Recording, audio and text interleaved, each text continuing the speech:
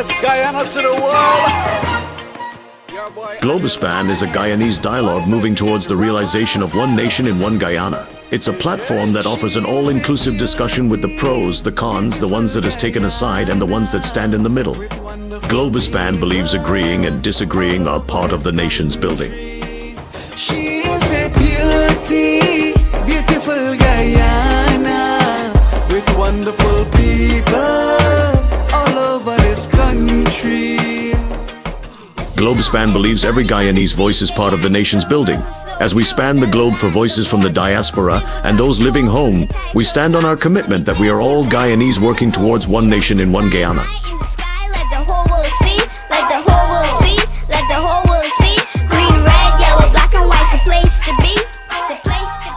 As the world turns on its axis bringing changes, we as Guyanese must adapt to those changes for a better Guyana for all. Globospan stands on its axis with its belief that one nation, one Guyana, one destiny must include voices from all corners of Guyana. With many flavors, 6 different people blended together. Raise your flag high in unity, we're family with one destiny. Raise your flag high in unity. Good evening, everyone, and welcome to Globospan Television here in New York. I'm Dr. Asquith Rose, and I have with my 2 guests tonight, Dr. Keith Cummings and Dr. Emmanuel Cummings. We will discuss all sort of issues concerning cancer, obesity, diabetes, and heart disease, etc., etc. But before we get there, I just want to let all our listeners know that this program is being made available by Mr. Noor Singh, and our technical directors, Mr. Devin Bissoon and Mr. Ryan Gobin. We are a fair and balanced network. And whatever we discuss here, we listen to all the views and we don't make a judgment call on any one of them. Our listeners, you or viewers, you make the judgment call yourself. We can be heard on Facebook and YouTube and many other social networks. So tune in there and you'll be able to pick us up. The views expressed tonight by our guests are solely theirs and not those and does not reflect those of Globospan, the staff and management of Globospan Television. So please join us tonight. It's a very educational program. It's based on health issues, which is very, very important for all Guyanese and for everyone listening across the Caribbean, United States, and around the world. Thank you very much. We have with our guest here, Dr. Keith Cummings. Dr. Cummings is a physician, a family physician in New York here, and he's an associate professor as well, lecturing on health issues. Dr. Cummings, welcome to the program. Oh, thank you very much, Dr. Rose. Since you're new in our program, I know you're Guyanese as well, and I know you got a lot of awards. The last award you got was the Presidential Lifetime Award, but you received many congressional awards as well. But can you give us a background of yourself?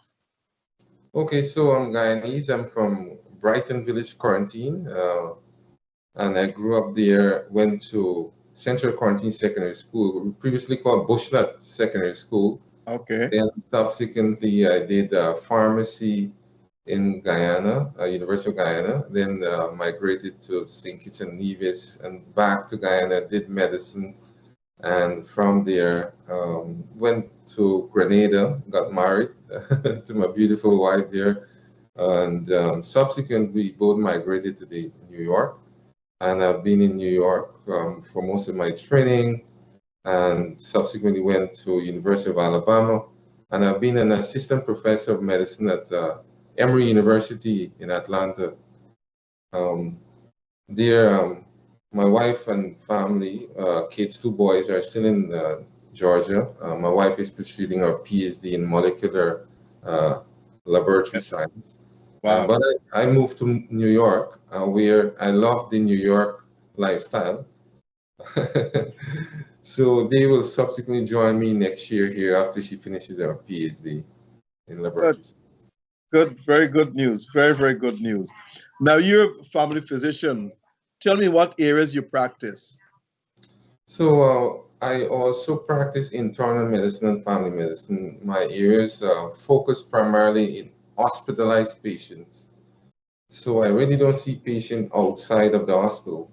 It gives me a balanced life to allow me to travel and involve in many voluntary initiatives. I travel to in the Caribbean. I go to Jamaica a lot with the Jaja Foundation. It's called Jamaicans Abroad Helping Jamaicans at Home, but I'm Guyanese. Okay. But they have a very rigorous program. We do a lot of work in Jamaica, big work. They influence a lot of outcomes in Jamaica. In New York, I'm involved in a lot of non-fund charitable organizations. I help a lot of Guyanese, Caribbean nationals. I look out for a lot of Caribbean nationals, especially people who don't have insurance and need health advice and care.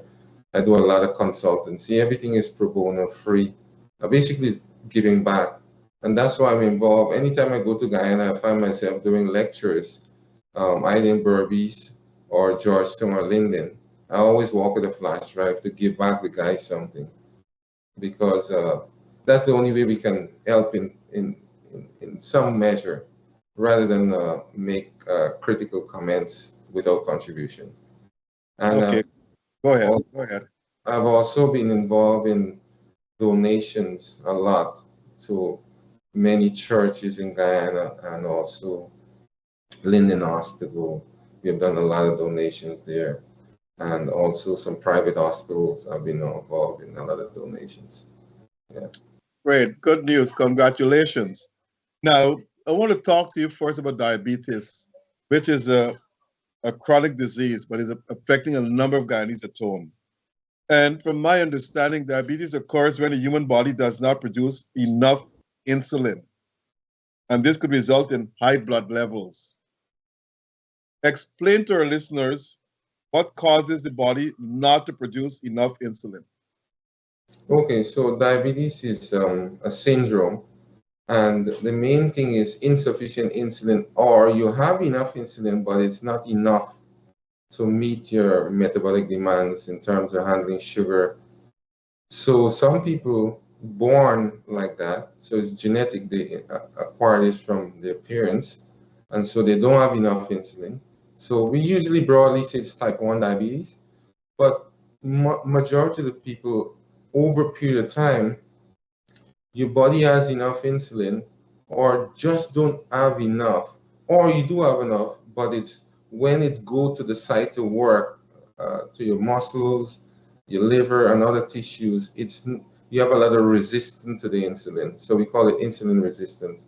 So in nutshell, is a disorder of sugar and also fats and proteins. So because your cells need sugar, and if the sugar cannot get in the cell because you have insulin or not enough, or you have enough but it's impaired in the way it's acting, not net results, sugar can't get in your cells to produce energy. So what actually happens, the sugar is built up in your blood. And when it builds up in your blood, it causes a lot of damage to a lot of hormones, your nerves, it damages your eyes, it damages your blood vessels, it coats your blood vessels, and cause you to have heart attacks, lost your sight, lost your limbs, and blood vessels. And kidney, of course, a lot of people lose their kidneys as a result of that. So diabetes could be a devastating disease to the human body. Okay, now there are type 1 and type 2 diabetes. What is type 1 diabetes and what is type 2 diabetes? So type 1 is you're born with it, technically, and you basically can't produce enough at birth. And over time, as you grow older, your body needs to utilize the glucose that comes in from your food or your liver produces, but you can't handle it. So type 2, many people have type 2. And it's usually adult onset diabetes. We call it, as you get older, you become sick and frailer, and somehow you may have a nasty infection that throws your body in a state that you may not have enough, but you have some insulin there, opposed to type 1. Type 1 doesn't have insulin, little or none at all, whereas type 2 have enough or not enough, but there is insulin. So because of that, whenever they're sick, they got pneumonia, blood infections, or any minor infections, they can't handle the infection because the sugar is too much in the blood vessels, and it causes them to have poor response to infection, as well as the buildup of the sugar now coats or caramelizes their nerves, the blood vessels, and so particularly the eyes and the nerves in your legs and also your kidney. They coat the kidney tubules so much that your kidney stop working, and many people end up with kidney failure. So that's a big thing for Guyana now, and it's good that they have dialysis now in Guyana, which is not the ideal thing, right? But when I was a medical student in Guyana, most people who have end-stage damage to the kidney because of complication of diabetes were dead. I could tell you, being a student, I used to be above the mortuary studying as a third-year medical student, and most people, you have kidney damage. There was no dialysis at the time when I was studying here. Uh, Okay. Dr. Emmanuel Cummings, welcome to the program. Thank you. Good evening to you, Dr. Cummings, and to all viewers out there. Thank you. Let me ask you the question. Is by no means that the two of you are related. All Cummings are related. All Cummings are related. Okay, I like that. Now, before Dr. Cummings just joined us, and let me say this. Dr. Cummings was here before, I think it was last year sometime.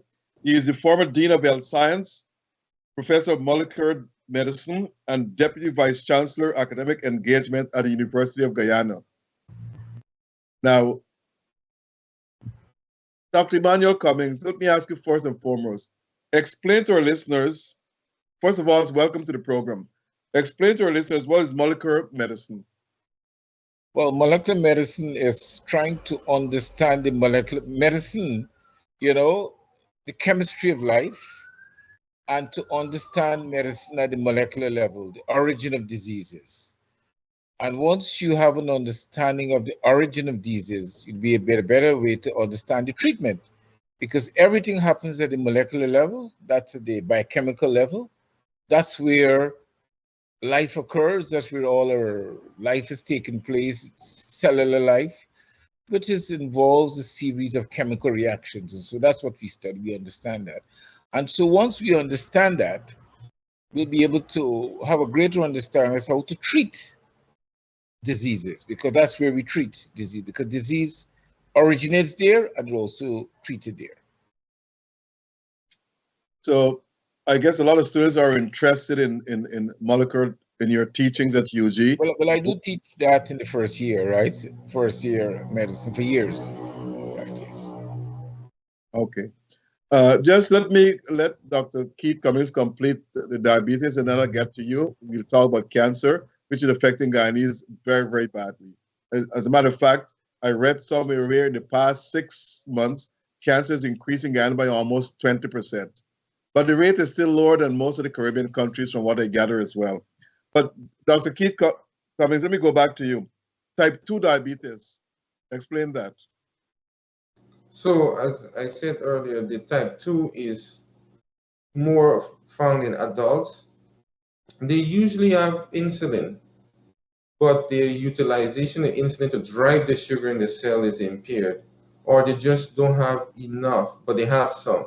Type 1, you don't have, basically, you don't have no insulin. As a result of that, you have too much sugar in your blood, and you need sugar to generate energy. So what the body does, the body begins to utilize other forms to get nutrients to get sugar. So it begins to break your flesh, your proteins, your muscle begin to break down. You also begin to break down fat. And this is not a good state to maintain your body, because they're not the ideal form of nutrients to maintain good life and function. So type 2 diabetes, because of that, the excess sugar, it coats your nerves, damage your eyes, damage your kidney, damage your feet, and as a result, they end up with amputation, blindness, increases the heart attack. So diabetes is considered coronary artery disease equivalent, meaning it's like a small attack.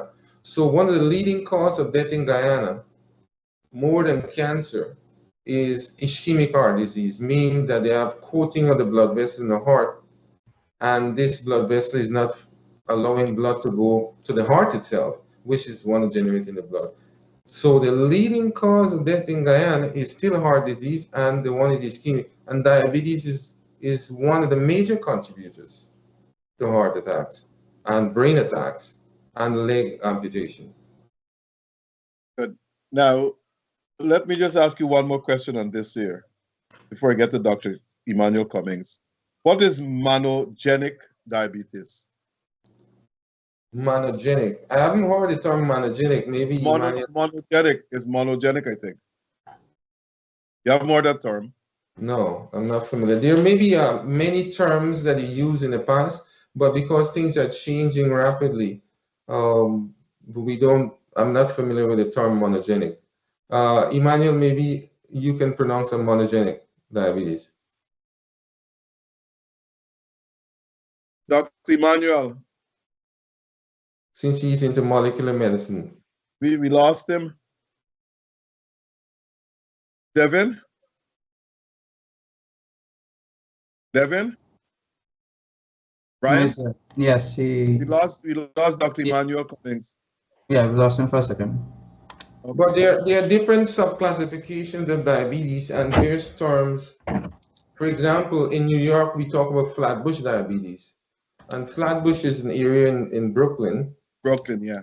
Where there's a predominance of Caribbean population, and the researchers at that time had found that a lot of Caribbean people come in with the downstate University Hospital with diabetes, and they tend to behave like type 1 diabetes. When they're under stress, they have infection, they undergo surgery, they behave like a type 1, so they end up with a complication we call DKA, diabetic ketoacidosis. So they call it flatbush diabetes. Then there are other forms of diabetes, we call them maturity onset in the young, where there is type 2 diabetes that is in a young person. You may have a 16-year-old supposed to have type 1 diabetes, mean total absence of insulin or near total absence, but they're behaving like they have type 2, so it's a maturity onset in the young.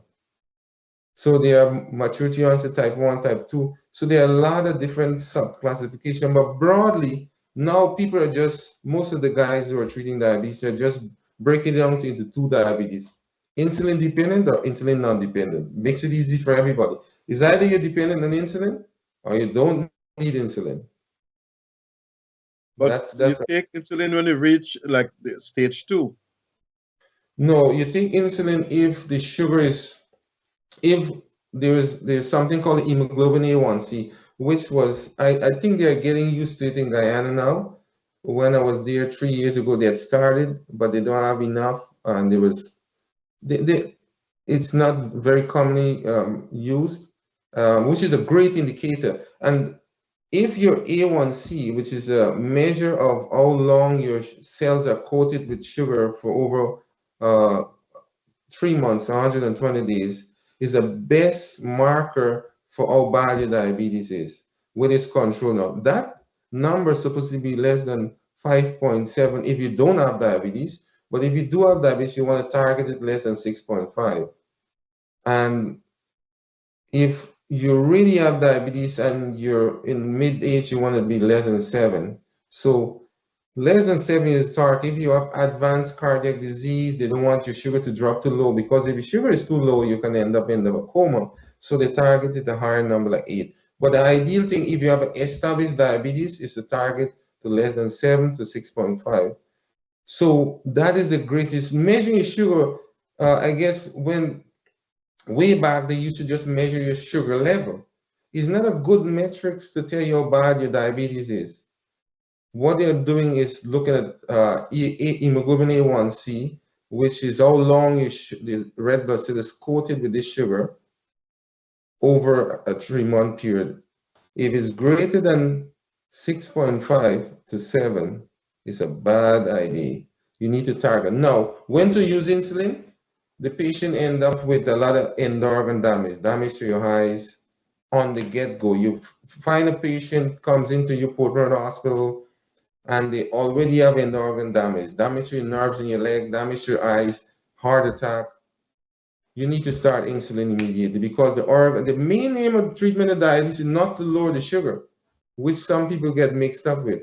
Again, the main focus of treating diabetes is not to lower the sugar. The main aim is to prevent end organ damage. Damage to your eyes, damage to your brain, damage to your heart, damage to the blood vessels in your body, and damage to your leg, a loss of these organs. So if your A1C is greater than 9, you need to start insulin. Now, the question I want to ask you is this, and it came from one of our listeners. Someone diagnosed with diabetes, they take all the treatment. Is it a lifelong disease or you can get rid of it?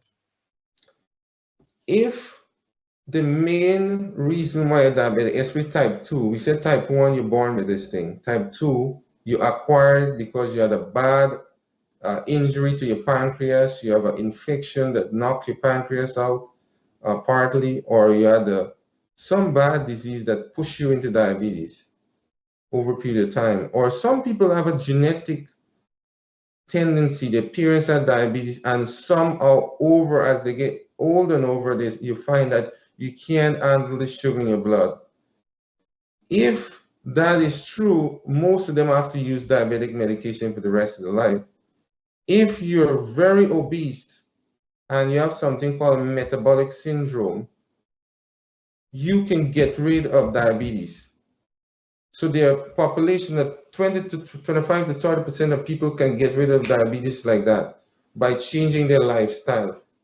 Increased activity means you need at least 30 minutes of intense or moderate activity per week. Minimum, that means you're inactive if you have less than that, but preferably minimum 3 times a week, preferably 5 times a week. Therefore, yes, there's some group of people, for example, Al Roker, the TV announcer, right? He had diabetes and he lost weight, did some bariatric surgery, and his diabetes was gone. Wow. There's the mayor of New York, Eric Adams, is a good example. And that's why he's driving the plant-based diet in many New York schools. Okay. And not only he had diabetes and got rid of the diabetes, his mother had diabetes. And he was able to get her off the diabetic medication, particularly metformin. So yes, you can get rid of diabetes based on changing your lifestyle, but you should be monitored by a qualified physician. Okay, that's good news. Now, I'll come back to diabetes just now. Okay, let me ask you this question. Is diabetes more prevalent in males or females, or both, or is it the same? What's the statistics there, Emmanuel, in Guyana? It's more common in women. Yeah, so in the same year. Studies that was published in 2012. It's more prevalent in women and region 3. This one work we published, that seems to be among the very high in region 3. More prevalent in women. Yeah, Okay. so it's the same statistics here as well. And it has to do with several factors, hormonal maybe, genetics, female, and the regulation of glucose metabolism, how you break down glucose. Females do it slower than males. Maybe genetically, in ancient time, men were out there more active, hunting and gathering. And maybe that genetic expression has passed down over time. Women were at home taking care of the family. There's a lot of theories and explanation. Okay, Dr. Emmanuel, glad to have you back. Now, I'm going to ask you this silly question, but our listeners want to know, what is cancer? Well, cancer is a genetic disease. You know, that's the first thing. It's a genetic disease that is influenced by the environment. That's the simplest way. It means that if we get a bit more technical now, we're all made up of genes, 23 pairs of chromosomes in each cell. The molecular component of that is our DNA. And so you have some changes in our DNA. There's a big word we call mutation. Mutations in our genes, which predispose us to, which influences the changes, the cellular changes. But these are due to environmental factors. environmental factors do contribute to these genetic changes. As we say, it's genetic loads the gun, but lifestyle pulls the trigger. So we're all, and so there's a set of genes referred to as pro-oncogenes. We all have pro-oncogenes, you know, but these pro-oncogenes are being prevented to be converted to an oncogene by tumor suppressor genes. We have another set of genes that we call tumor suppressor genes that prevents the pro-oncogene from becoming an oncogene. An oncogene is a cancer-forming gene. Now, the environmental factors is what can cause changes in the ability of the tumor suppressor genes to prevent the pro-oncogene from becoming an oncogene. Lifestyle factors. I think that's a mouthful. Okay. I just want our listeners to know that I'm having a lot of questions from you all, and I'm willing to, but I can't ask all these questions because it will take a year to get my guests off the air. So just bear with me on that. I got 29 questions, so people are interested in this here. Now, one of the questions one of the listeners asked Dr. Emmanuel is, what are the different types of cancer? Can you tell us the different types of cancer? Which is a good question. Well, you know, from a layman perspective, you know, you can classify cancer histologically, but I don't think that's what the layman wants to know about. There's different types. For example, cancer of the lung, cancer of the prostate, the breast, the cervix, gastrointestinal, right? That's the most common. Now, the world statistics show that lung cancer is the most common type of cancer, lung. And then you have breast, cancer of the breast, prostate, cancer of the prostate, very common in the Caribbean. And then we have gastrointestinal, which is cancer of the stomach, of the colon, cancer of the pancreas. And then you have the liver. So those are the most common type of cancer. There are many other types, but those are the most common ones that you have. Okay. Breast cancer. It's common among women because women have breasts. But before we get to the detail of that, one of the listeners is asking me, can men also have breast cancer? Yes, gynecomastia, right? You can have enlargement of the male breast, right? Gynecomastia, right? You can have but it's more common in female, but you can also have cancer, enlargement of the male breast as well. They say that prostate cancer is very, very common among Black men. Why is this? Well, you know, that's a myth, you know, but cancer affects all men, right? All men.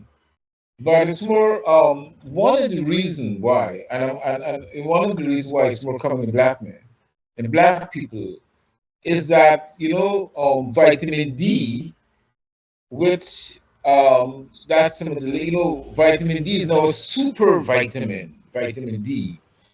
And where do we get vitamin D from? The sun. Now, because you're dark, melanin, right? It prevents you from getting as much vitamin D than person of lighter complexion. And so that's what the studies are showing from a molecular standpoint as to why Black men are more susceptible, because they're not able to get as much vitamin D from the sun because of the dark, because of melanin. And so Black men should spend longer time in the sun as compared to the other races, because it's linked to vitamin D. Vitamin D deficiency linked to a lot of things, but that is the explanation that is given. Even and because even breast cancer is also linked to vitamin D deficiency. Another question I ask you, I will not be able to ask you all questions from the listeners are asking these questions. What are the early signs of prostate cancer? Well, frequent urination, you know, and first you will have enlargement of the prostate, right?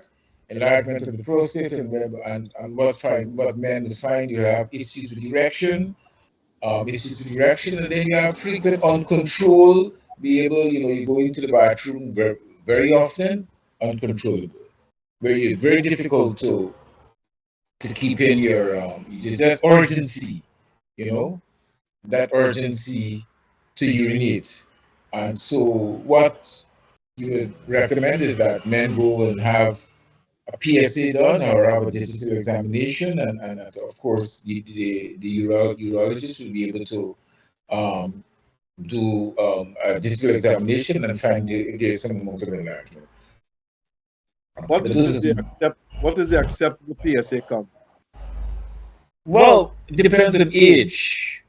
Less than one, but as you get older, for example, men, or let's say in their 50s and 60s, a score of less than 4, that is one that is acceptable. Over that, 5, 6, 7, enlarged prostate, that is indicative of risk of developing prostate Cancer. cancer.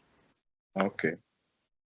And But enlarged prostate is not prostate cancer, right? Enlarged prostate is not prostate cancer, but an enlarged, you can have, if a prostate is enlarged and is not treated, it is not, there is no intervention earlier, it can eventually lead to prostate cancer. well, I'll just come into that. What are the treatments? Well, there is surgical treatment, there's surgical treatment, and there's also pharmacological and nutritional treatment. But let me just explain this. I think this might be useful for before we get to the treatment of itself.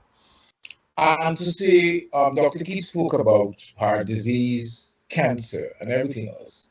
What studies are showing that the underlying condition is inflammation. Inflammation is the origin of all chronic diseases, be it cardiovascular, be it cancer, be it heart disease, obesity. They're all due to inflammation. And so prostatitis is indicative of prostate cancer. Gastritis, H. pylori infection, you're susceptible to cancer of the stomach, so infections. And so I have to say that because we've been talking to the public, and what we want the public to understand, there is nutritional intervention that can reduce inflammation. Before we get to the stage, and so the hope is that no person should get to the stage of an enlarged prostate. And so early dietary intervention, exercise, you exercise can reduce the risk of having an enlarged prostate, and also consuming lots of studies that are coming out now that are showing that foods, nutritional intervention that can reduce inflammation. And once we can suppress inflammation, we can reduce the risk of all types of cancer, not just prostate cancer. We can also reduce the risk of heart disease in general, all chronic disease, once we can suppress inflammation. Obesity. Now, obesity itself is a consequence of inflammation. And being obese, that is a risk factor. So I think what we should be telling the public is exercise. There's a lot of omega-3 fatty acids. Fish diet, which is rich in the omega-3. The monounsaturated, foods that are rich in, the olive oil and all its variants, that are rich in the monounsaturated fatty acids. These tend to have anti-inflammatory action, and therefore that can suppress the enlargement. I think once you got to the stage of cancer, prostate cancer, there is chemotherapy which is available. But I think what we want is the public to have prevention strategies, develop the type of lifestyle practices that will prevent, though you don't get to the stage of having an enlarged prostate. And so from an early stage, now we usually will tell men, over 40, do get your PSA done to check for an enlarged prostate. But as I said earlier, that cancer is a genetic disease. It means that before you develop a large prostate that will lead to prostate cancer, there's some genetic changes, there's some molecular changes that will have taken place.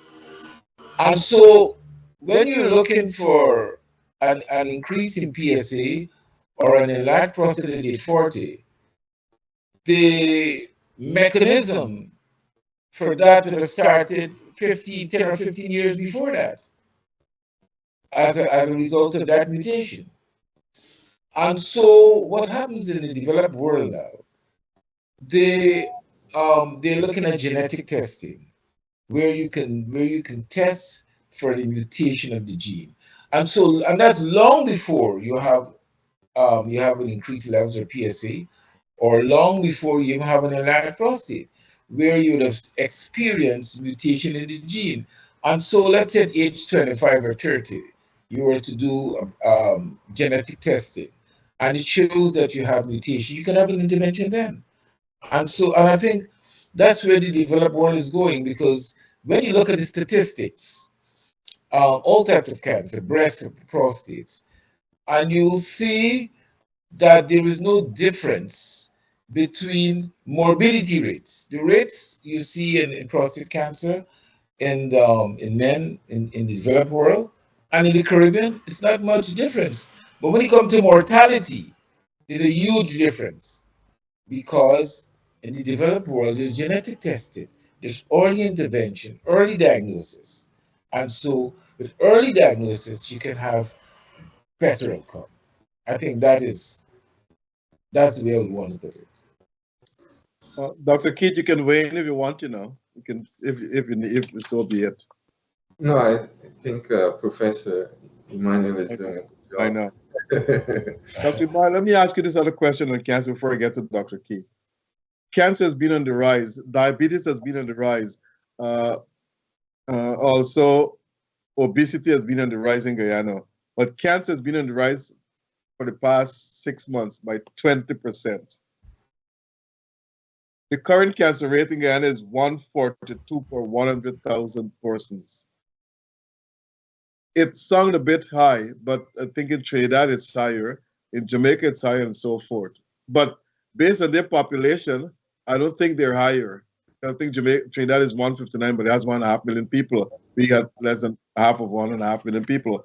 So I guess so. But my question to you is this: how can this rate be reduced in Guyana? By proactively.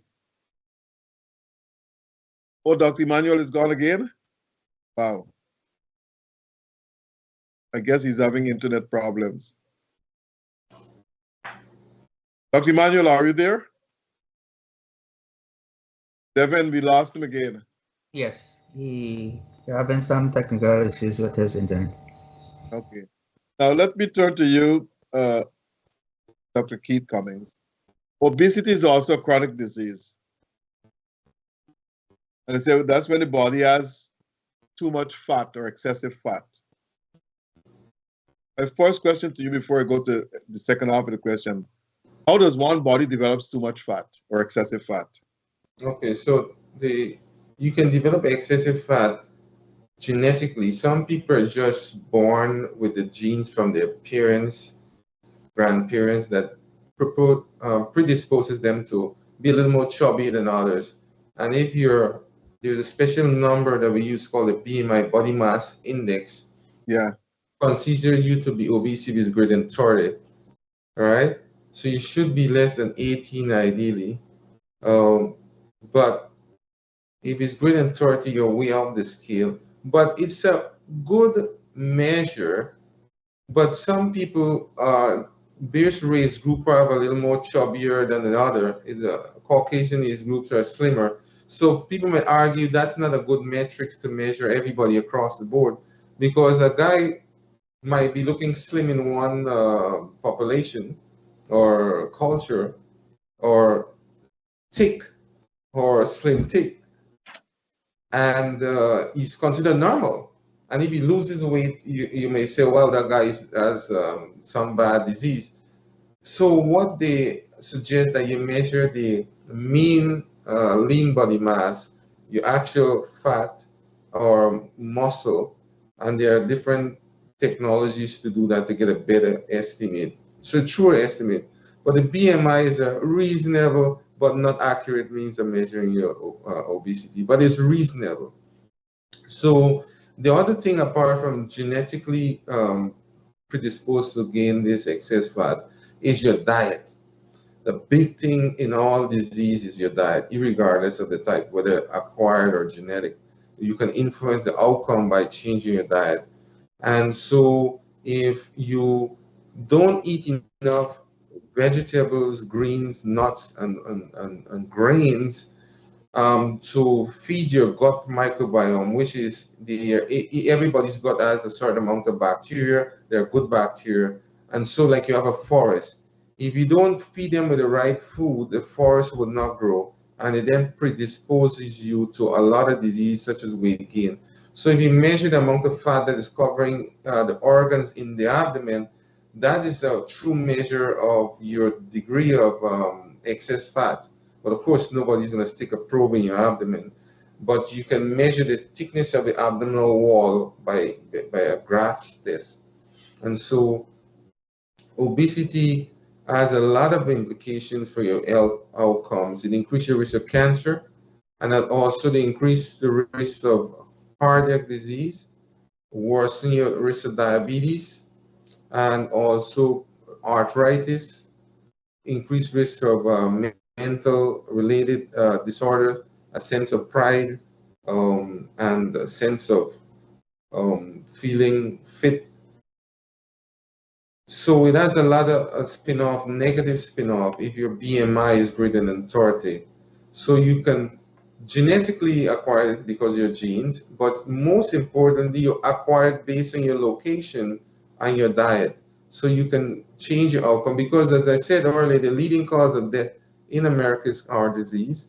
The leading cause of death in Guyana and the Caribbean is heart disease, particularly in Guyana is ischemic heart disease, meaning the blood flow to the heart muscles impaired, followed by stroke is the second leading cause. And the third leading cause of death in Guyana is diabetes, based on the PAO data. And then number 4 is hypertensive heart disease, damage to your muscles of the heart through prolonged uncontrolled hypertension. So more obese you are, or more overweight you are, your heart has to pump harder to drive blood across and to supply your vital organs. So obesity has a very bad outcome in general. So you're saying if your BMI is over 30, one is obese, but one could, instead you could be fat. Well, not, let me rephrase that. You could be overweight, but don't have fat. Is that true? Yes, that's true. Some people have more muscle mass. So the argument, and they're right, we use it, everybody that comes in the clinic in Guyana or elsewhere, we use the BMI. But if you look at somebody's structure, say sometimes have a big, it's a height versus weight, the BMI.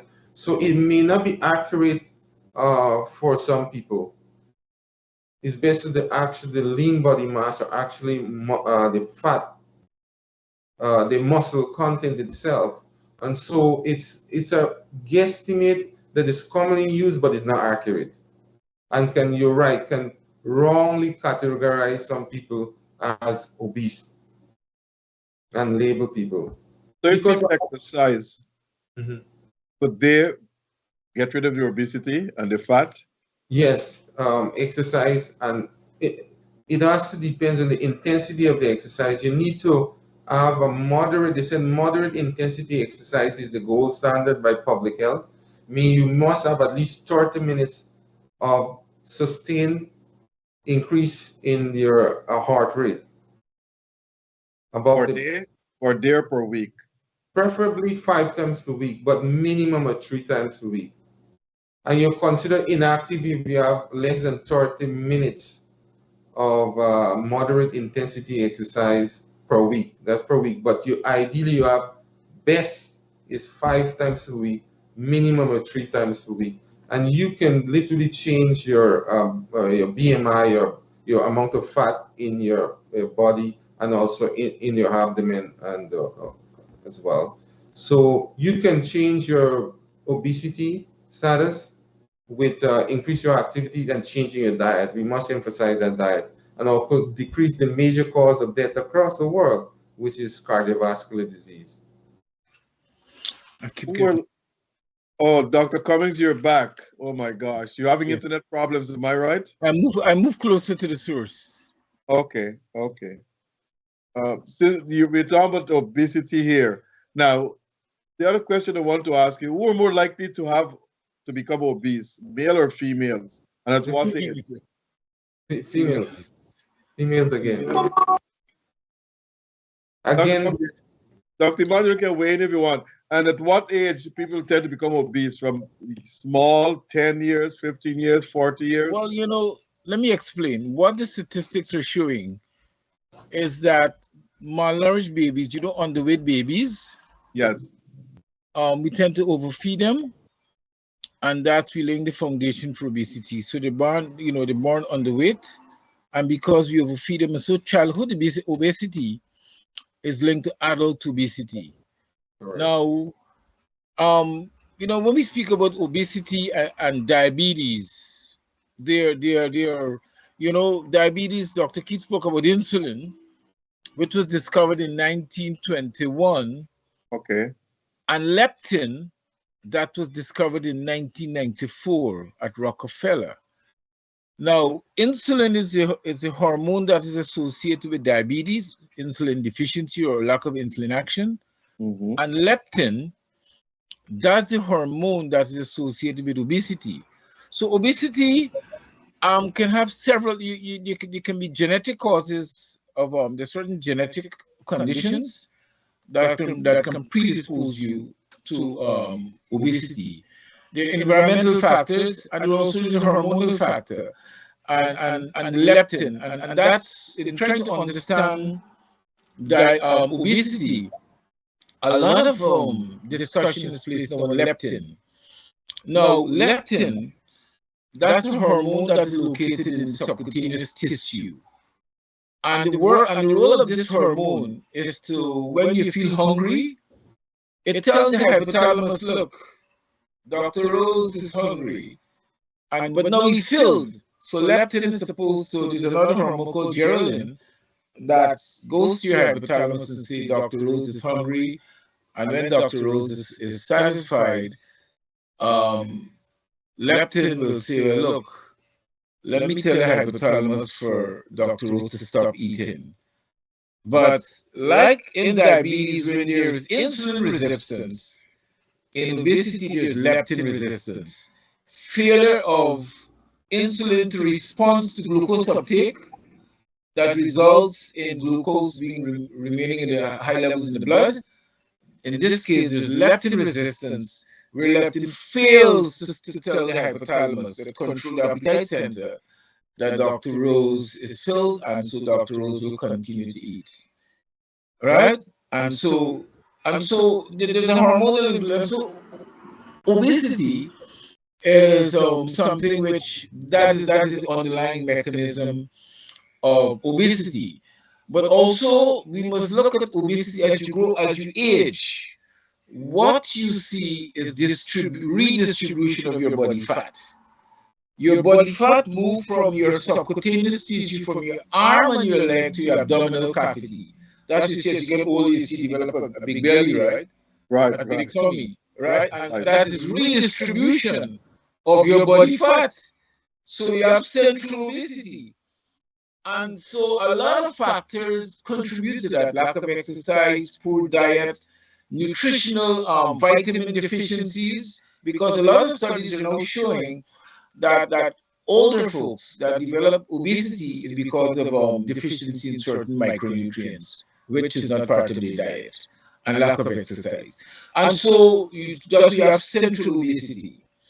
And I'm saying this in the context that we have a way of measuring obesity, a thing called BMI, your body mass index, whereas your height in centimeters divided by your weight in kilogram divided by height in centimeters square, that is no longer used because that gives you a false sense of security, your BMI. The thing now is body fat redistribution. Where is the body fat? The body fat is now around your heart, around your liver, around your kidneys, and around your abdominal cavity. And that is the danger of obesity, because when this body fat is found is located in your subcutaneous tissue, it is fine. It is not associated with inflammation. But when this body fat now moves to your abdominal cavity, it is prone to inflammation. And that's why obese people develop diabetes. They develop insulin resistance because of inflammation.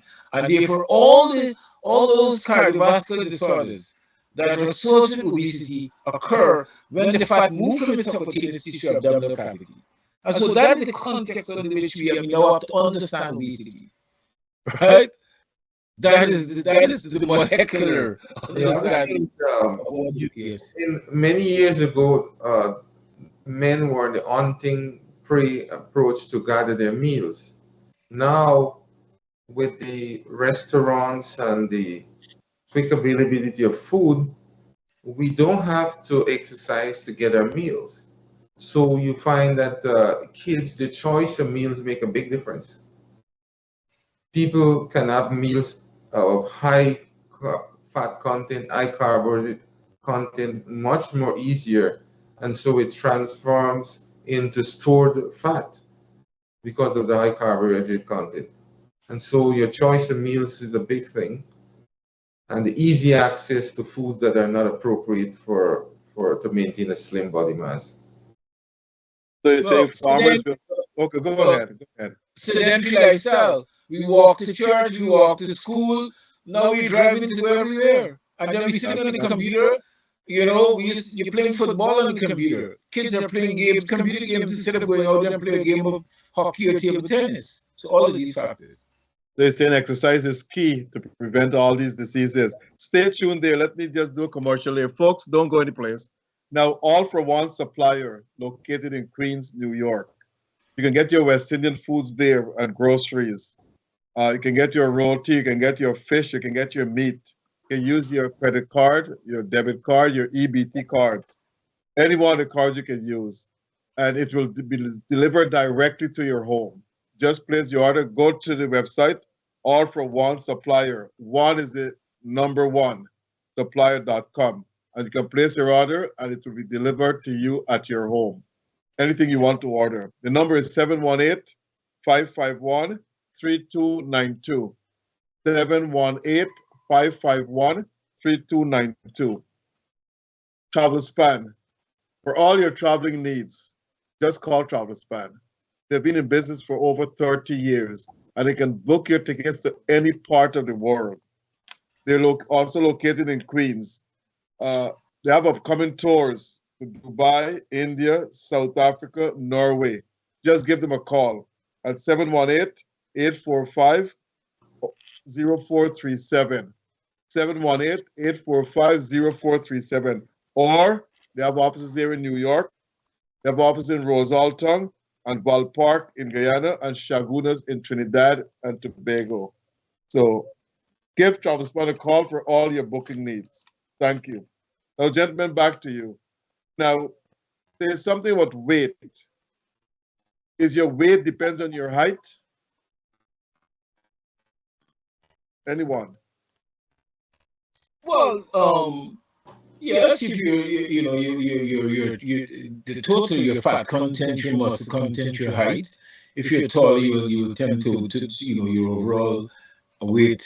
But it's always useful that your your height should determine your overall weight and height. Should give you a BMI of less than 30. And less than 30, that is what is considered normal. But as I said, that no longer, very soon that will not be used to determine your body composition. If you're obese or if you're not obese, because your height and your weight, that's what was used to determine your body mass index. But as I would have described earlier, that fat, where the fat is, that is what is important, because we're looking strictly at inflammation, we're looking at risk for certain diseases, and so that is where I will look at it. I will not, look at height and weight. That is no longer a real indicator for obesity. If a person is 6 feet tall, what do you think his average weight should be for him not to be obese or be fat? Well, it's not, as I said, your weight and your height will determine your body mass index, and one is less than 30 is considered normal. Okay. So it's your body mass index that will determine if you're obese or not. It's a combination of your height and your weight. And that will determine how tall you are, you are, lower will be your body mass index. The genetics play a big role in terms of height weight distribution. Some people, you can say, well, that guy is a rose. Generally, his father was short or tall or medium. So genes play a big role in terms of your body composition. But the weight is more environmental thing. Even though genes play a big role in environment, as you, based on your location, your diet, and your exposure, and your cultural perception, you keep a certain weight. Access to food, the type of food, how nutritious it is, Some people go feel pretty comfortable looking with having excess weight because it's considered normal, especially in the Caribbean. Even in France, they prefer a slimmer body mass. Dr. Cummings, you mentioned environmental issues that cause cancer. I got a question from one of our listeners. They asked me if you can outline what type of environmental issues or factors. Well, pollution, the latest figures, information coming out from WHO, of course, your diet and all of those are environmental, but pollution, CO2 emissions, pollution is a major chemical, through the smoke from exhaust. And that's why you see in industrialized cities, you go to in the blue zone in China and certain countries where there's not as much, certain environments that are not very industrialized. The air is healthier, and there's a reduced risk of lung cancer or other types of cancer. It's going back in the 18th century. The first carcinogens were actually isolated from smoke. So by inhalation, and so smoke. So the environment, from all these, the impurities from industrial waste from industries do contribute to cancer. But also, I also want to say that I must say this, that at the airport, going through that scanner, right? That radiation, which is an important aspect of cancer. You see what happened in Hiroshima way back, the dropping of that atomic bomb. It still have deleterious effects on the population, and so that's kind of being exposed to radiation, or computers or cell phones, all of these things, they emit, or microwaves. They all emit some amount of radiation and predispose us to cancer. And that's the major environmental factors that do contribute to cancer. I want to chip in there, and because heart disease, as you know, is the leading cause of death in Guyana, and the top 4. And I want to emphasize for the listening audience, there are modifiable factors you can change, you can do to decrease your risk of dying early, and basically from stroke, heart attack, and sudden heart sudden death from heart-related problems. The things that you should go for your doctor and emphasize, and you can change, is your cholesterol, your blood sugar, and your blood pressure. The best index that you can really control is your blood pressure, which is a measure of your heart health.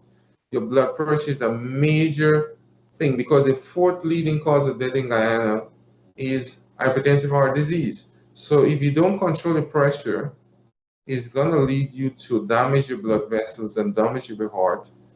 And of course, your genetics, you not necessarily correlate that you will develop your grandparents' disease or grandmother or father.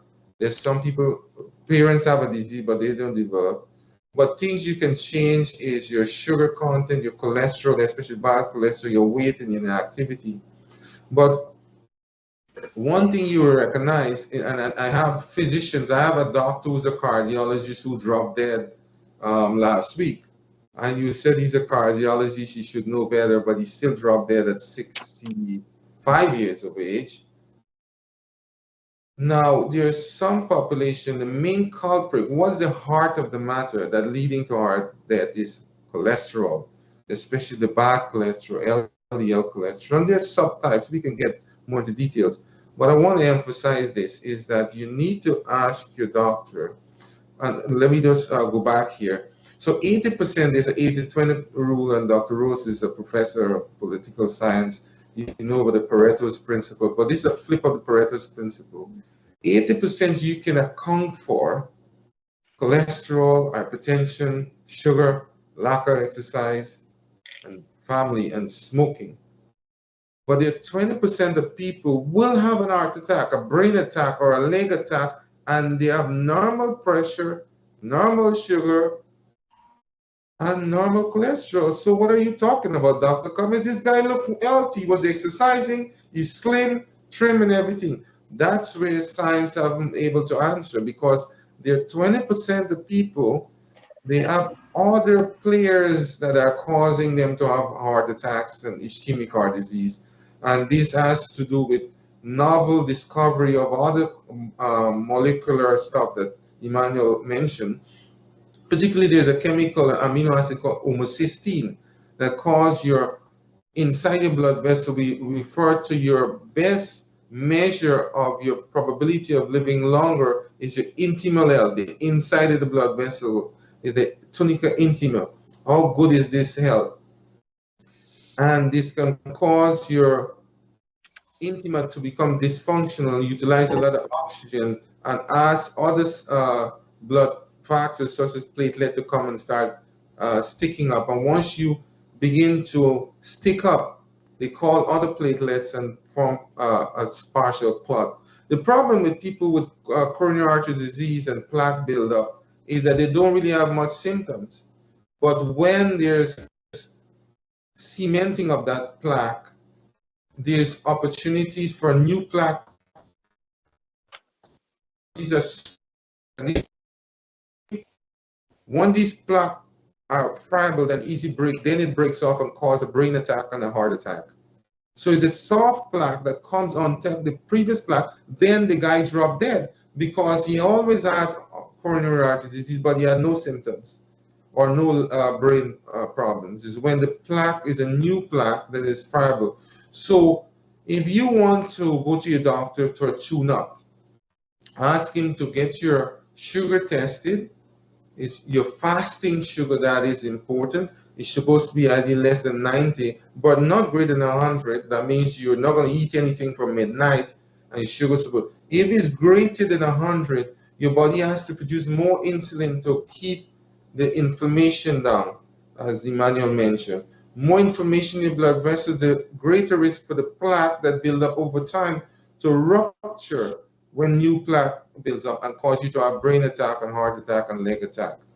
So homocysteine is a culprit that accounts for the 20%, and there are multiple other biomarkers such as fibrinogen, lipoprotein, phospholipase, interleukins, but all of these fancy names, I can list more, so there are other things, But one thing that you must be aware that really come up with the 20%, and Emmanuel mentioned, is vitamin D. Vitamin D3 is a part of the player with those 20% of people who have normal weight, normal cholesterol, normal blood pressure, normal sugar. If you have a low vitamin D3, less than 32, you have increased risk of brain dysfunction, Alzheimer's disease, poor cognition, increase of heart disease, increased risk of inflammation in your blood vessels, increased risk of cancers, the colon, and skin disorders, and also dementia, and many other things. So you should make sure your vitamin D3 is optimal. And if it's not optimal, make steps to actually optimize that, usually over 3 months in measure. The one last thing I want to say, if the leading cause of death is ischemic heart disease, where plaque build up in your blood vessel, and you end up with little soft plaque on top of the plaque that breaks out and give you a heart attack or brain attack or a leg attack, what single thing I can do? You have to ask your doctor not only to check your sugar, blood pressure, and cholesterol, you need to ask him to check your thyroid. If you want to go for tune-up, you take your thyroid, because thyroid influences your health. More stressed you are, more your thyroid will be hyperfunctioning. So thyroid health is very important. The next thing you're going to ask for is to make sure your hemoglobin, which is if you don't have blood in the tank, your heart won't function. But one last thing, which may not be available, is a marker of inflammation, is something called it's a marker of inflammation. It's called C-reactive protein. C-reactive protein, if it's greater than 1, preferably greater than 3, is a nasty marker of inflammation. And your doctor may not have it, but if you're sick, don't measure it. If you're not sick and you want to see where you are in terms of the amount of inflammation that's going on, the C-reactive protein should not be greater than 1 if you're normal, if you're so-called healthy. So measure these things can be important. And one drug you should never be out. I'm not a guy that push pharmaceuticals, because not all drugs are helpful. They can make you worse. But where they're indicated, you need to use them. One single drug that can prevent you from dying abruptly or prematurely is aspirin. Since the theory is you have plaque buildup and then soft plaque comes on top of the hard plaque that cement over years and breaks off and cause you to have heart attack, brain attack, and leg attack, you lose your limb. Taking 2 to 3 aspirin if you have a chest pain can dramatically improve your chance of survival before you go to the emergency room. I've seen doctors who are cardiologists die and become paralyzed, partially function, because they did not aspirin. So a guy having chest pain in Oriala and trying to get to the hospital in Skeldon or anywhere in the Caribbean, if he just have 3 aspirin, crush it and put it, can change his outcome of survival or preventing from being paralyzed or being brain dead. So baby aspirin 81 milligrams is my best bet for any drug apart from as omega-3 and other elements that prevent inflammation. Baby aspirin, you said? Yeah, 81 milligrams. And I can also extend on what Dr. Keith would have just said. Of course, aspirin is critical. Always ensure that you have aspirin at your hand reach, but also to emphasize the importance of homocysteine, which is an independent risk factor. You know, the so-called blood lipids can be normal, and you think everything is fine, but your homocysteine, that's the thing. You know, this was only discovered in the 1960s at Harvard by Professor Macaulay. And they're calling it the new cholesterol, but indeed your homocysteine. But I also want to add also what Dr. Keith would have also said there, is that you're keeping your legs have most of the blood vessels are located in your legs. And so always walk, exercise, keep your feet active as possible. And some early signs of cardiovascular disorders are numbness or pain in the legs. Might have nothing to do with chest pains, but pain in your legs. And so one way of preventing that is to always exercise, always keep your feet, on the, active. That's a good point, Emmanuel. The other thing people should be aware, in a female, the definition or presentation of heart attack is different. There's a whole textbook written about chest pain equivalent to heart attack in female. A female, and this is many doctors have shared with me and around the world, Guyana including, where they have misdiagnosed a heart attack. A woman comes in with bad feelings, is a heart attack for a female. A woman comes in with pain in the chin or jaw or ears or shoulder blade, is a heart attack for a female. A man, the textbook is written for a man, is chest pain, an elephant sitting on a pin. But the most common symptom for a woman is bad feeling and a chest pressure and not pain. So a woman pain for heart attack is different. Very important. I know people complain they lose patients like that, especially in a rural part of Guyana, right? And especially patients who cannot articulate their symptoms very well. They die because they think the wind pain or the indigestion or so-called stomach discomfort as just another gas or bad feelings. And also, okay, go ahead. Also, doctor, if I can just add, you see, your circulatory system is, is so important. Your cardiovascular health is also, poor cardiovascular health can be a risk factor for cancer, for prostate cancer, right? Because irrigation of the prostate gland is important. And so instead of being properly irrigated, there is a deposit of calcium and predispose you to prostate cancer. So all of these things are interrelated. Cardiovascular, obesity, cancer, they're all, one can cause another. They can cause each other, they can be a risk factor for one another. And so overall health, exercise, diet is critical too.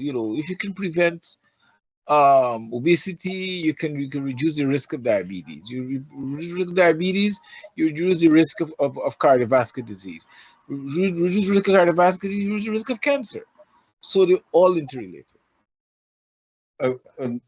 Listeners sent me this message. Dr. Rose, you have two very well experienced and educated doctors in your program. But can they come to Guyana and practice there? Because we're dying down here. They should leave New York. Let me say to the listener, Dr. Emmanuel Cummings is in Guyana. Dr. Emmanuel Cummings, you don't practice privately. No. I'm a professor. I teach the doctors. I teach them to do the right thing. Well, I'm telling this list, and it's a she, that Dr. Emmanuel Cummings is in Guyana. So always in Guyana. He teaches doctors. So and maybe Dr. Keith, even though he's in the US, he teaches in a medical school also in Guyana as well. And he visits here quite often. So, but so it's always come to practice to save them, because they tell me that doctors in Guyana are no good. So what to do there? That's a broad. A broad statement. Yeah, that's a broad brush claiming all doctors. So we don't want to get involved in that part of the discussion. Yeah. No, not me. No. But we can help them. We can help them to arm them with knowledge and opportunities to articulate on their behalf. And so one of the things what have to be done is to change the policies in terms of the healthcare system is operating in Guyana. So patients have more right to advocate for themselves. And so they can arm themselves with the opportunity to make sure that the leading cause of death don't become one of those that stop to the door, by advocating for better blood pressure control, which is a direct measure of your health, cardiac health.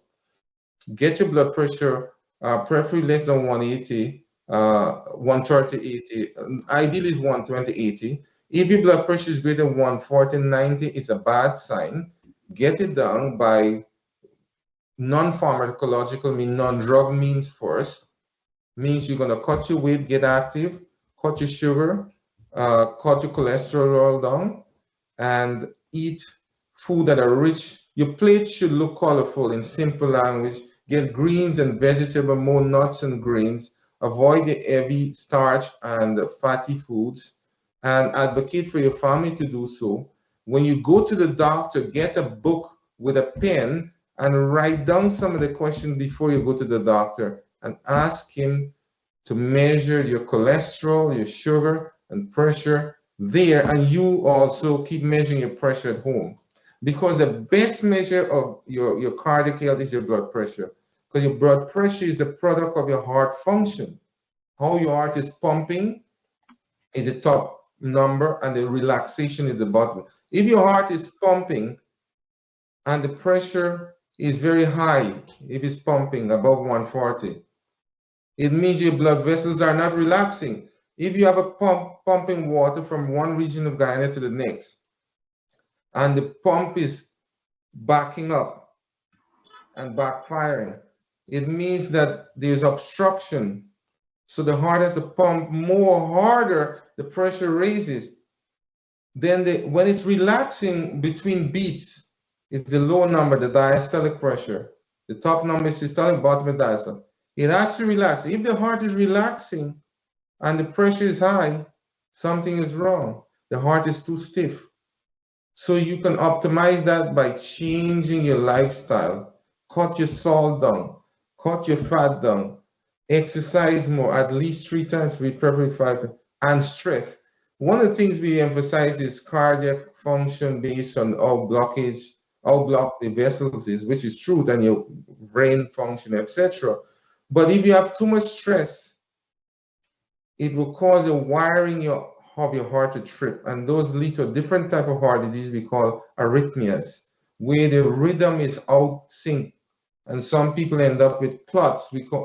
And that's the #1 reason for stroke, is because not only hypertension leads the heart to be bigger and dysfunctional, but the irregular rhythm causes your blood to stay too long in the heart chambers, and whenever the heart comes back to normal function, it pushes clot in your brain and leads to stroke. So again, because the arteries are the one that form the clot, the best medication you can have is aspirin. I've known people personally who could have lived by simply having 3 aspirin crushed and put in the mouth of their family members. If the aspirin is a blood thinner, antiplatelet, because the first clot that is formed in your body is formed because the platelet has to call other platelets and form a clot. So if you get something to prevent clot from forming, that is best. Even though you show up in emergency, you know what the best thing to do? They give you aspirin. So why can't you take it before you reach to the ambulance or reach to the emergency room? You will save your life fundamentally. You'll save being disabled, being bedridden. I'm telling you, I've known of many doctors who died. I'm not talking about regular people, and that's what I'm emphasizing. Heart doctors who end up with stroke, end up with heart attack, and died because they failed to use aspirin. So you can help yourself and help your family by doing so. There's a specific question for you all, both of you all here. There's a lady, she said her name Doris, says she's 54 years old. I said her blood pressure is being 135 upon 88. I said it's been like this for the past year. Says the doctor told her she must exercise. Says she runs and walks 2 miles every day. She cut back on her diet, not eating as much meat, eats a lot of fruits and vegetables. She says, but it's not going down. What's the answer? 135, 85 or 80 is perfect. 135 upon 88. Perfect. I will congratulate her. Don't try to lower it. If you're less than 60, you're supposed to be less than 140, 90. Ours is below that. If she's greater than 60, it's supposed to be less than 150, 90 if you have hypertension. So if you don't have hypertension, ideally is 120, 80, preferably less than 130, 80. If you have hypertension, you are targeting to less than 140, 90. You're targeting to less than 150, 90. If you're greater than 60, less than 60, 140, 90. So your target, you show up with disease, your body is not in ease, you're targeting. That's a different situation versus you don't have disease.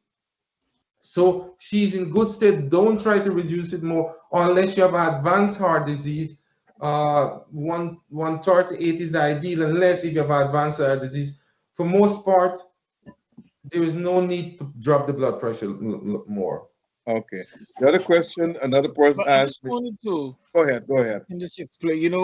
Your blood pressure, high blood pressure, cholesterol, and I think we spoke earlier about cholesterol, and and cholesterol is not a problem.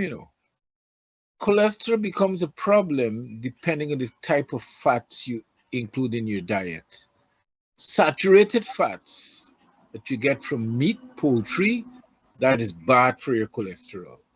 That is what precipitates bad cholesterol. And so, to keep your cholesterol levels normal, try to consume fats, healthy fats you get from avocado, from olive oil, from sardines, from fish, salmon. Fats, those fats will keep your cholesterol. And the longer you can keep your cholesterol healthy, the better it will be for your blood pressure. So let me help the audience with some cholesterol numbers as well. That's a good point. People want to know what's normal. You have different types of cholesterol. Your total cholesterol is supposed to be less than 200.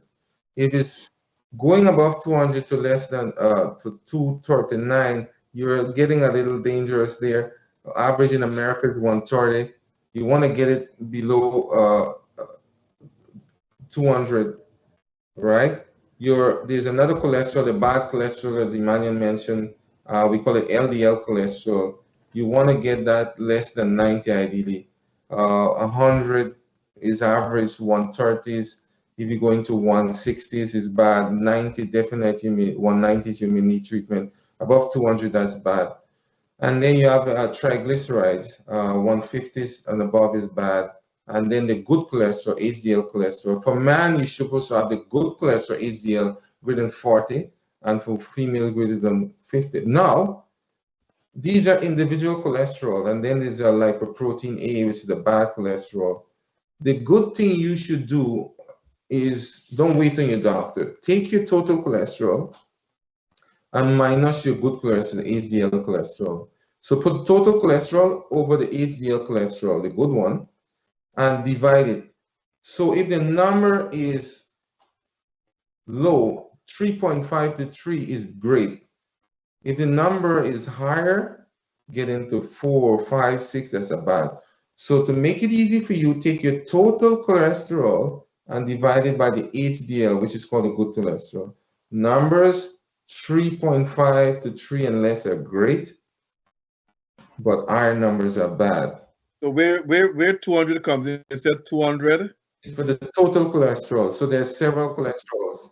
There's a big family, and everybody bunch up together. If it's great, the number greater than 200 and going on to 300 is getting bad. And under that umbrella total, they have HDL cholesterol, LDL cholesterol, and triglycerides. So these other subheadings have their individual numbers. But the other thing that people should be aware of, and people ask, oh yes, my cousin was slim, his cholesterol was good. As I told you, there are even subheadings under these LDL cholesterol and good cholesterol. So that's why, and I spoke that about 20% of people, everything looks perfect. The basic things look perfect, and still they have a heart attack because there are other biomolecules, homocysteine, fibrinogen, interleukins, and all these things. And particularly, as I mentioned, the one that you can control to minimize the inflammation, the everyday driver of intimal dysfunction inside the blood vessel, the layer inside, the innermost layer, dysfunction is inflammation. So these biomolecules like homocysteine, interleukins, and lack of vitamin drive inflammation. And so if you can control the amount of vitamin D, so when you go to the doctor, ask him about vitamin D level. So at least every 6 months or minimum once a year, you should take your vitamin D level, get your thyroid function, get your cholesterol, sugar, blood pressure as a thyroid function. Those are things you should write down in a book and make sure those things are measured. And one other thing I must mention may not be available. If you measure the carotid vessel, the blood vessel from the heart to the brain, if you measure how thick, we call the intimal medial thickness. If you measure how thick that layer is, it's a measure of your brain blood vessel, your heart blood vessel in the leg.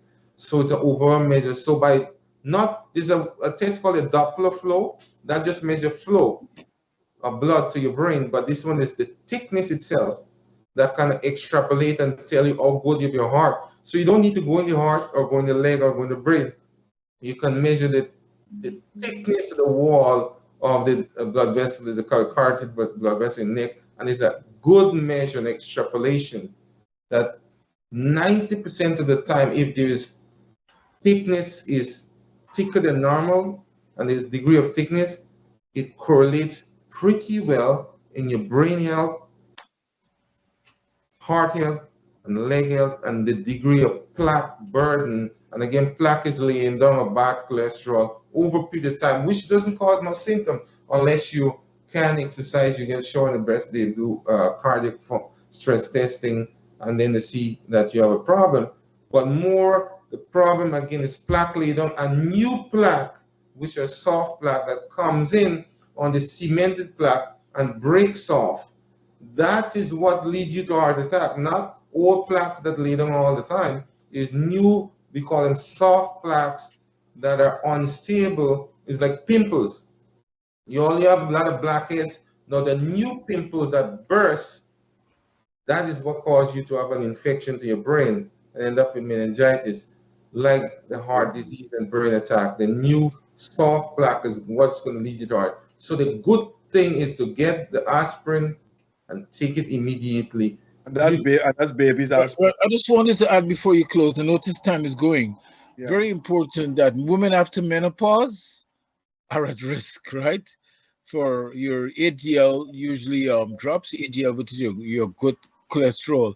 And also, lots of person take, there's a calcium, magnesium, and zinc with vitamin D3.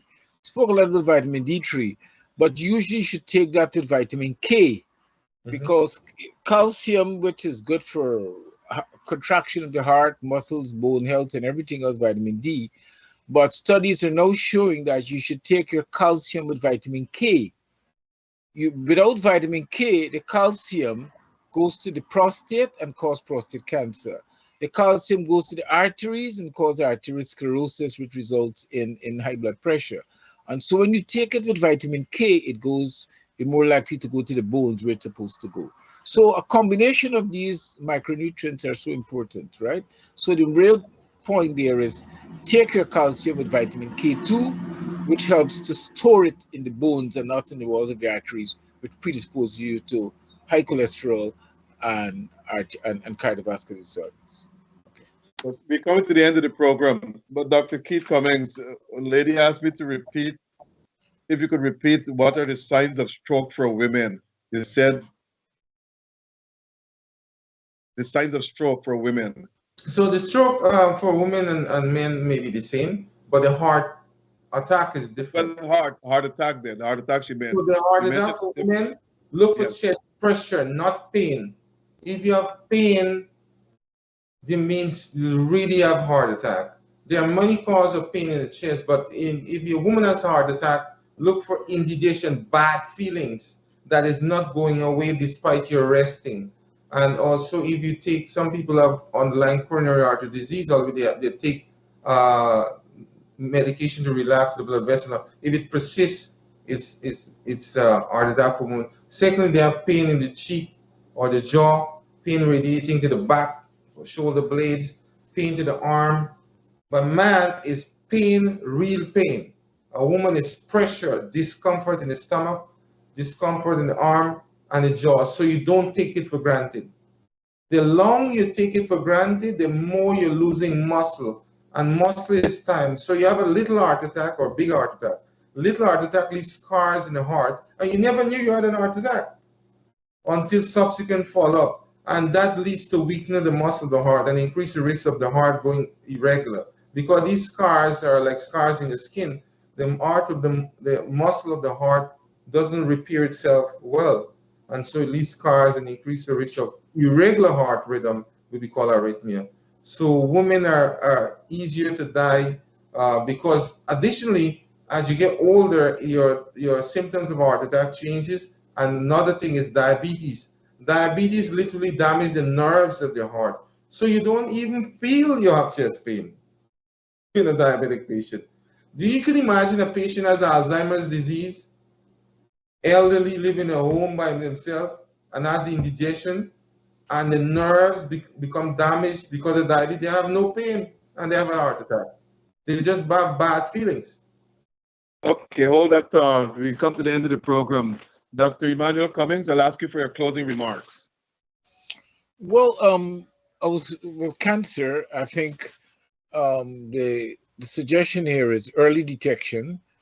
The early detection, genetic testing. I think that's where we should go. Or early diagnosis. Early diagnosis. There's greater chance of survival. Outside of the 5 years, exercise, vegetables, green, yellow, purple vegetables, healthy diet. I think that is what I would want to leave the public with as a means of reducing the risk. And I think it will not only prevent you from developing cancer, but it also cardiovascular disorders, healthy fruits and vegetables, and exercise. And don't eat at night. Your last meal should be at least 4 hours before you go to bed. At least 4 hours. Your last meal. Okay. Dr. Keith? So the leading cause of death in the Guyana is cardiovascular disease, particularly ischemic heart disease, where there's insufficient blood going to the heart muscle because the blood vessels full of plaque. You can change your outcome by changing your sugar level, control your sugar, control your cholesterol, especially bad cholesterol, control the amount of alcohol you take, smoking cessation, get active, reduce weight, and ask yourself genetically where you're from. Do you have family members who are propensity to have these disease? And if that is so, check where you are, advocate to your doctor to get your thyroid check, your cholesterol, your blood pressure, which is a major thing you should control and measure and record. Get a little calendar, write down your blood pressure so you can take it to your doctor. You have to be an advocate for yourself. Check your blood pressure at home and also your hemoglobin. And always get a bottle of aspirin in your house, maybe your car, baby aspirin that is. And if you have a severe chest pain or indigestion or pressure as a female, take at least 2 to 3 aspirin, chew them up, and it will significantly reduce your chance for being dead or come out of the hospital paralyzed or partially impaired. Thank you all very much. Gentlemen, you all are very, very good. I will have to bring you all back.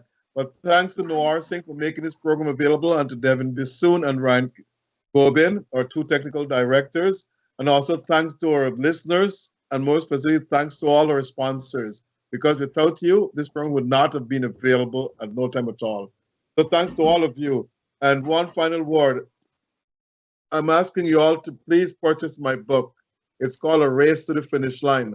The election of Barack Hussein Obama is the 4th Black president of the United States.